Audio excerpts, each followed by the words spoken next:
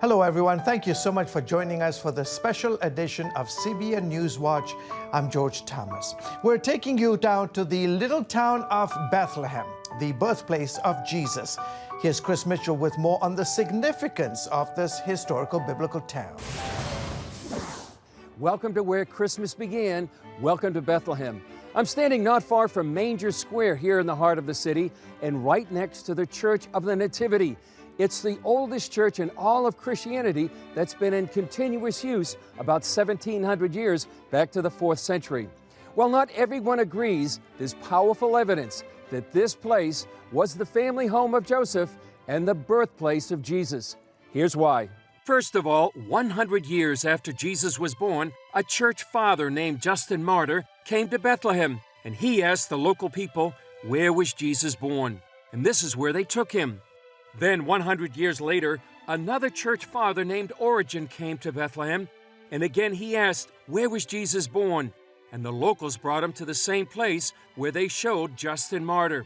Fast forward another 100 years when Emperor Constantine sent his mother, Queen Helena, to find the holy sites from the life of Jesus. And again, this is the place where she was led. And that's why they built the church here. First of all, to get into the church, you have to go through here, which is called the Door of Humility, because you have to stoop down to get inside. In the heart of the church is a grotto, and inside the grotto is a spot where some people believe was the manger where Jesus was born. The story of the birth of Jesus lives on 2,000 years later, and the Gospel of Luke tells the timeless story. In those days, Caesar Augustus issued a decree that a census should be taken of the entire Roman world, and everyone went to their own town to register. So Joseph also went up from the town of Nazareth in Galilee to Bethlehem in Judea, the town of David, where he belonged to the house and the line of David. He went there to register with Mary, who was pledged to be married to him and was expecting a child. While they were there, the time came for the baby to be born, and she gave birth to her firstborn, a son. She wrapped him in cloths and placed him in a manger, because there was no guest room available for them. And there were shepherds living out in the fields nearby, keeping watch over their flocks at night. An angel of the Lord appeared to them, and the glory of the Lord shone around them, and they were terrified. But the angel said to them, "Do not be afraid. I bring you good news that will cause great joy for all the people. Today in the town of David, a Savior has been born to you. He is the Messiah, the Lord. And this will be a sign to you. You will find a baby wrapped in cloths and lying in a manger." We may not know exactly where X marks the spot, but we do know that somewhere near here, Jesus was born. And after 2,000 years, the good news of great joy is still being told around the world of what happened here in this little town of Bethlehem. Merry Christmas.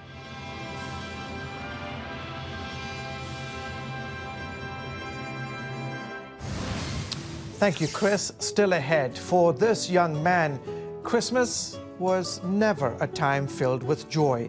Hear how his family changed his holiday experience forever.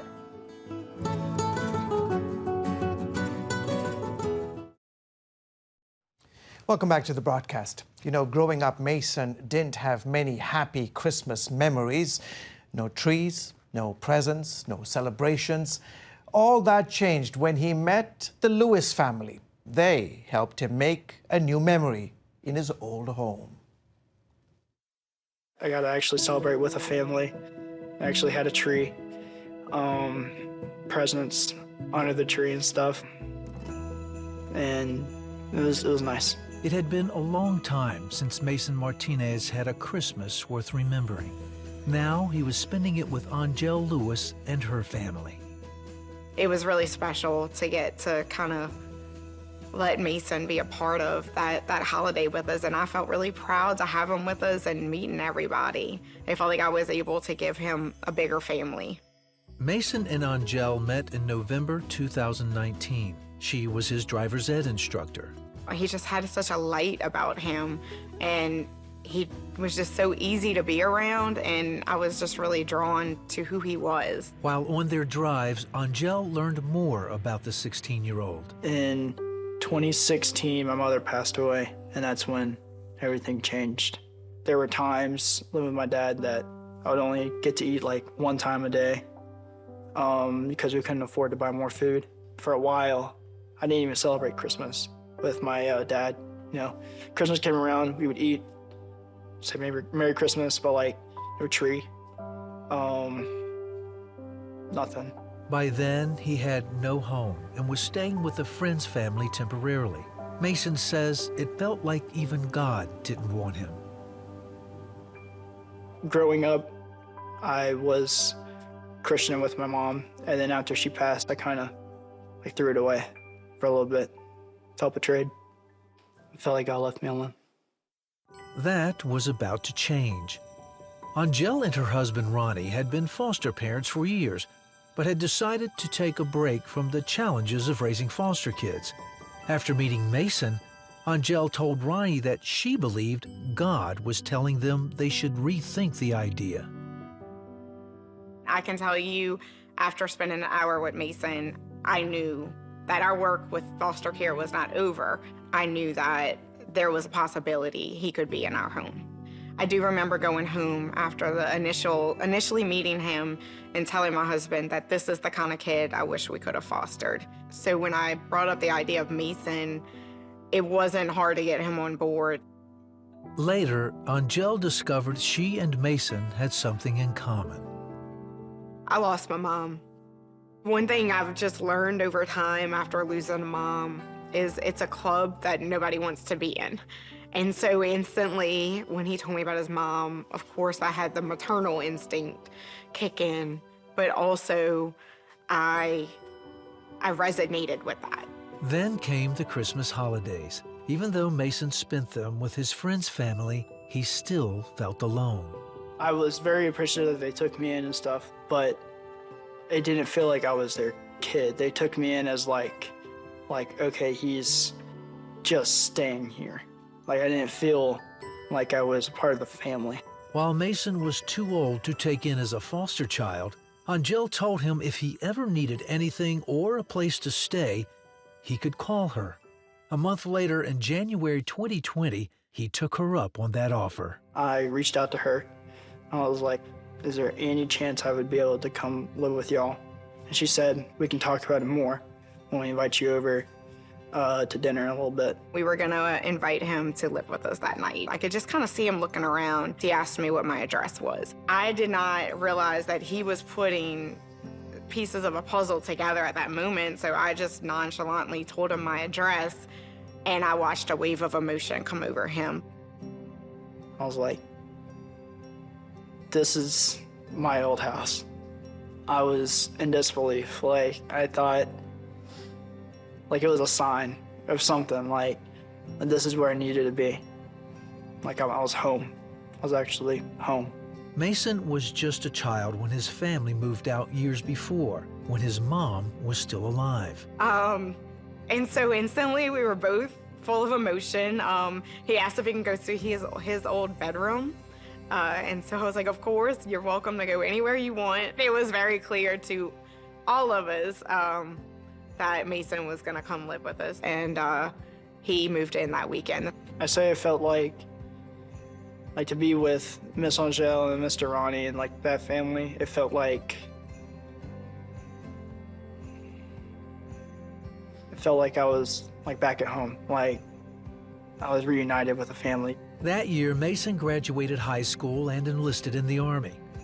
After 10 weeks of boot camp, he came home just in time for Christmas. For me, it was I was trying to just make him as much of a part of my family as I could. We did the same traditions. He did scavenger hunts the same as my boys have always done, and for him, that was something new and exciting. That year, he was a Christmas gift to my family. Mason says through the Lewis's love and generosity, a new family wasn't the only gift he received. You know, God was brought back into my life. Like with everything that happened after that, like it was kind of like To me, how I perceived it was basically like God saying, like, I'm still here. I tell people I have 3 boys and one of them's a bonus son, and sometimes they feel like maybe that's a stepson or something, but Mason is a bonus in a totally different way because God gave him to me and to our family. Beautiful story. Still ahead, how a Charlie Brown Christmas became a global holiday classic and the faith behind the man who created it. That story in a moment. Welcome back. Watching a Charlie Brown Christmas is a holiday tradition for generations around the world. In fact, one scene is called the most magical 2 minutes in all of animation. Take a look at its impact and the faith of the man behind it. Isn't there anyone who knows what Christmas is all about? Sure, Charlie Brown. I can tell you what Christmas is all about. In a simple yet powerful way, Linus then proceeds to share the story of Jesus' birth from the Gospel of Luke. For unto you is born this day in the city of David a Savior, which is Christ the Lord. Peanuts creator Charles Schulz insisted the special include the true meaning of Christmas.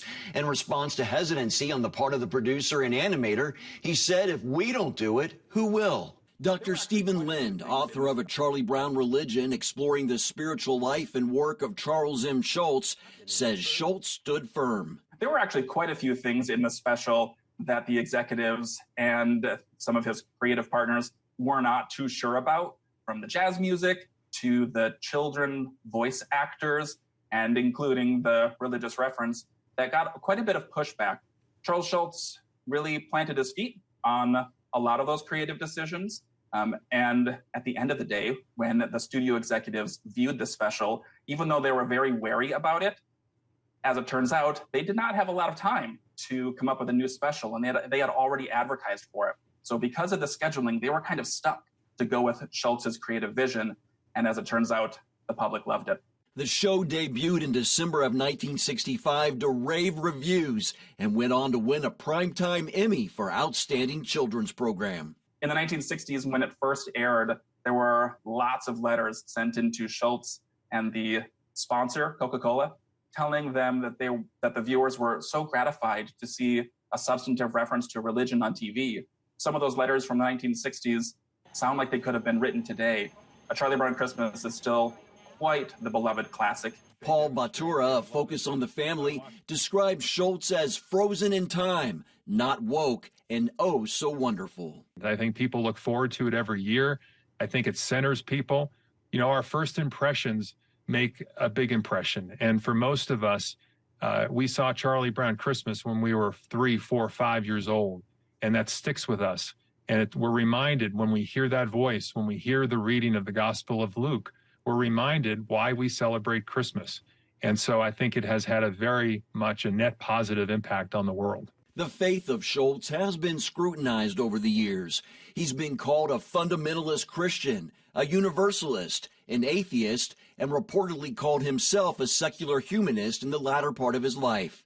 Lynn says Schulz's faith was very personal to him. Schulz had a biblical faith that was maybe more nuanced than some of the denominational dogma that some of his peers would have, but it was a personal biblical faith that he would talk to close confidants about over the years and include in his strips, even if it was a little bit more nuanced and broad than some of the traditional teachings. Some have tried to sanctify him and some have tried to vilify him, even accusing him of some heretical beliefs.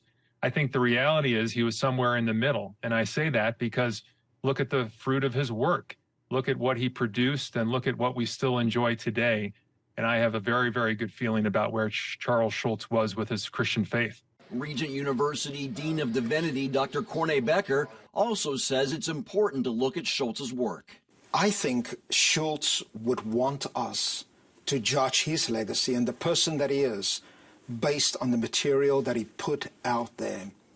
And when we look at the comic strip, when we look at Peanuts, when we look at the Christmas special, what an extraordinary legacy of not only faith, but also the meaning of community. We are stronger when we come together. Only God truly knows the heart and faith of Charles Schultz. What we do know, however, is year after year, a little boy he created tells the world about Jesus Christ. That's what Christmas is all about, Charlie Brown. Mark Martin, CBN News.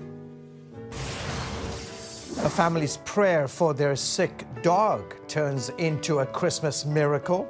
Here's the story when we return. Welcome back to the broadcast. Tim Rupert's beloved family pet, Winston, developed a limp after training one day. His trip to the vet revealed it was bone cancer. The family was not sure if God helped pets. Nevertheless, they turned to prayer. I love what my family gets me for Christmas and stuff, but that was an incredible Christmas gift. The best Christmas gift Tim Rupert received in 2018 wasn't from his family. It was from God. I was standing there just going, I can't believe what I'm seeing. My faith grew more and more and more that the miracle had happened. It definitely made Christmas so much better. It started in June of that year. Tim was doing some retrieval training with their golden retriever, Winston. The 4-year-old isn't just a hunting dog. 100% part of the family, yeah. In fact, I feel like we live with him instead of him living with us. He is a joy to our family. I mean, and to me particularly, he's my buddy. After training, Tim noticed Winston starting to limp and favor his right front leg. It wasn't uncommon for him to come home with something kind of an aching pain. At first, I thought that, yeah, he's pulled a muscle or maybe even strained a ligament or something like that.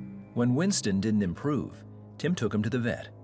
X-rays showed Winston had bone cancer, a diagnosis Tim had a tough time believing. There's no possible way he has bone cancer. He's 4 years old, and he's in fantastic physical shape, and bone cancer is for, older dogs, and my initial reaction was that she's wrong.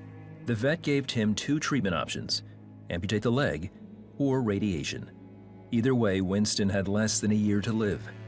The vet left the room so Tim could call Karen. We were both pretty distraught about the situation and the diagnosis and what we were going to do about it. I just started crying because I thought, he's only 4, and how can that be? He's in the prime of his life. As Christians, Tim and Karen believed in God's power to heal. They just weren't sure if it applied to their pet. So after Tim hung up, he said a quick prayer, asking God for guidance. He answered it with, if it's important to you, it's important to me. When the vet returned, Tim told her there was a third option: prayer. At that point in time, she kind of said, well, if that makes you feel better. When I walked out of the vet's office,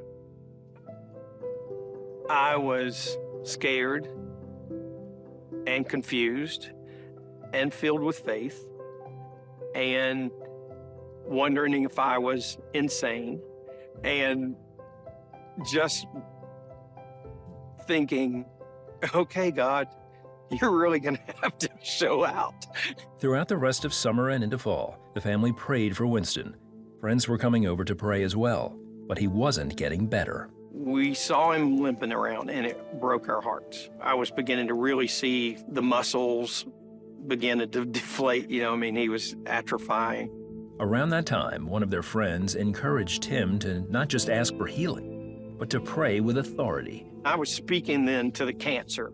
You don't have a right to be here.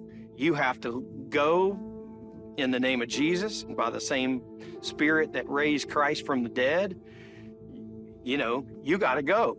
As Thanksgiving and Christmas approached, the Rupert household grew somber. It had been over 3 months since the diagnosis. If the vet was right, Winston's time was running out. I'm trying to emotionally prepare for God to heal him, but also prepare that if he doesn't, because our family is going to be distraught. My kids are going to be distraught. It was definitely a time of sadness and just waiting. It really, really broke me. I would sit on the floor on my hands and knees and just cry over him because I thought by now God would have done it. Then on December 1st, while Tim was working in the yard, Winston came racing around the house, jumping like a puppy. I was definitely in shock, and I was struggling with real disbelief. I didn't know what to think. I didn't know how to feel. I was scared but excited all at the same time. He was healed, 100%. And I think it just settled on me. God did what he said he was going to do. The Ruperts weren't the only ones who believed God had done a miracle. Veterinarian Dr. Nancy Moore heard about Winston's story and had to examine him herself. He had this looking like a hole in his leg, the lytical lesions. There's no longer this hole in the leg that looks like you could pass a quarter through. In fact, she presented her findings to the Christian Veterinary Missions Conference in 2023.